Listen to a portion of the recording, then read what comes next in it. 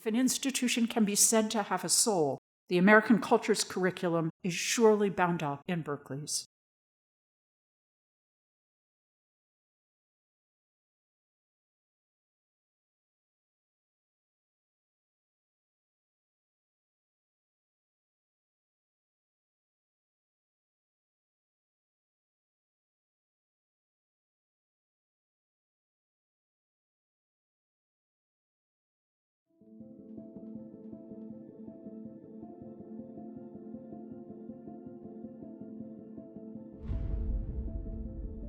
The seed of what would become the American Cultures Requirement is directly linked back to the rise of the Third World Liberation Front.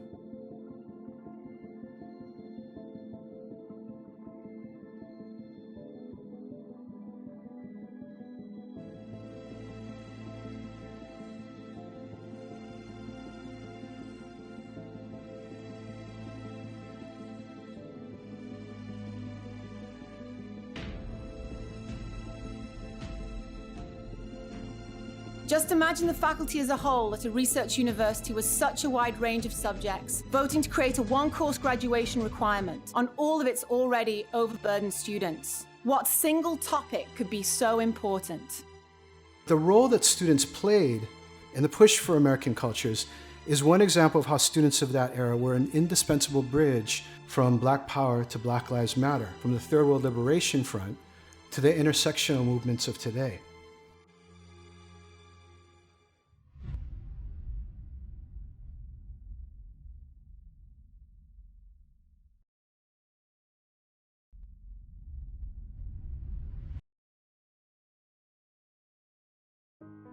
In the 1960s, American higher education can be described without much exaggeration as almost an apartheid-like situation.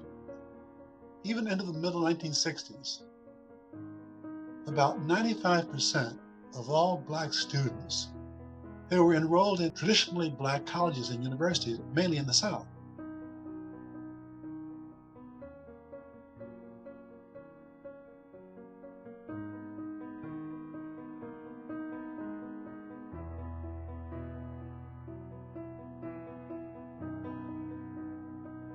The same was true across the country.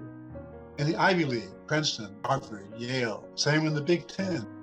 Indeed, free speech movement at Berkeley, only 2% of the students here were African American. All of that would change dramatically with the assassination of Martin Luther King in 1968. Many cities saw demonstrations which turned into insurgencies, rebellion, riot, you name it. But cities were actually burning. I mean, Detroit, a good part of the city was burned. Newark, Chicago, over the whole issue of the failure of the civil rights movement to bring to fruition some of the objectives of that movement. And this was the beginning of Black Power.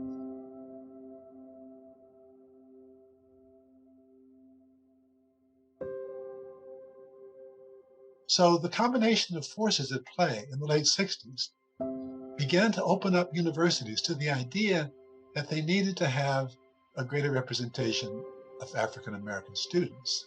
And it happened very quickly.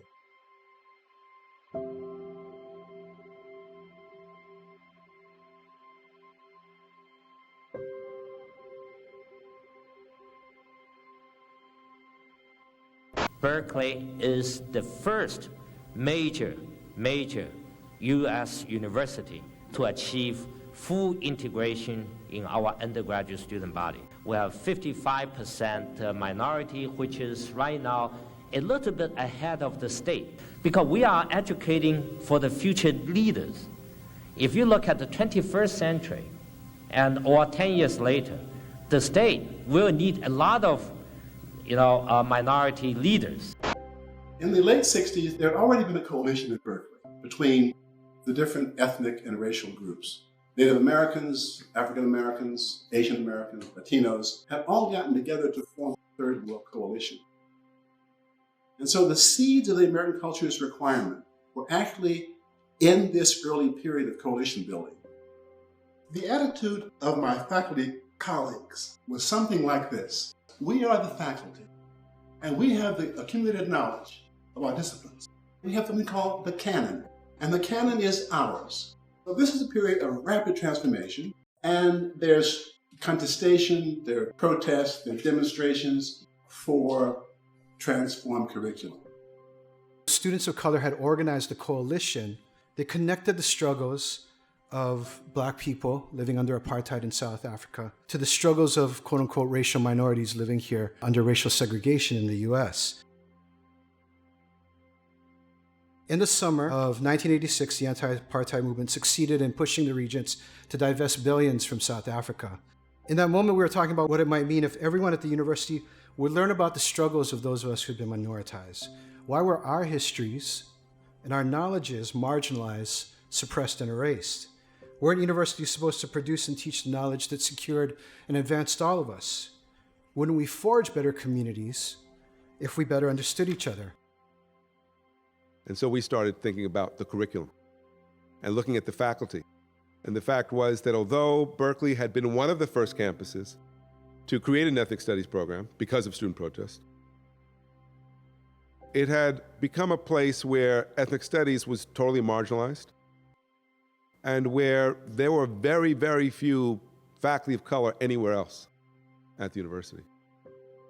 And we said, this has got to be our issue. For those of us who are students on the campus, we've got to make sure that we desegregate the campus, desegregate the curriculum.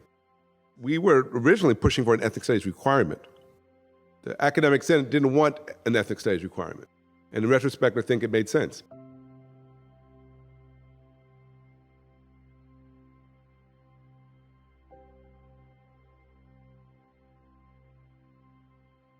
Although it was a compromise that I think actually did something profoundly significant on the campus.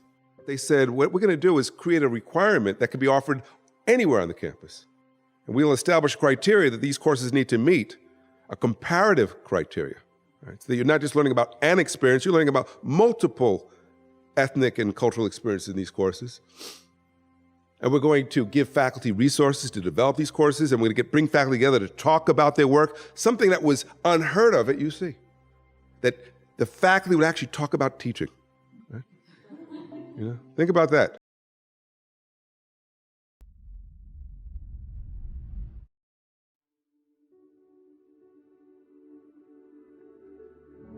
Students, they want to change the world.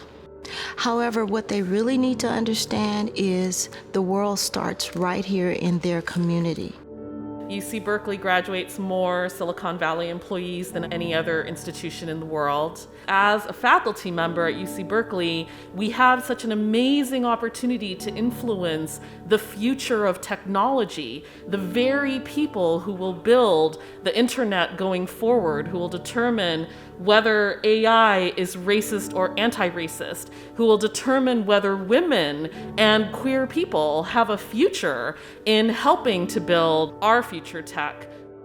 There's so many different types of people that are going to come out of Berkeley. Some of them might be tech execs, some of them might be activists right across the corner. And since all these people come through Berkeley, the ACE requirement is a requirement for everybody for a reason, because it's not just diversity and inclusion training you have to do with a company. It's for all of us to learn about each other's history and how we interact with each other and our place in the world.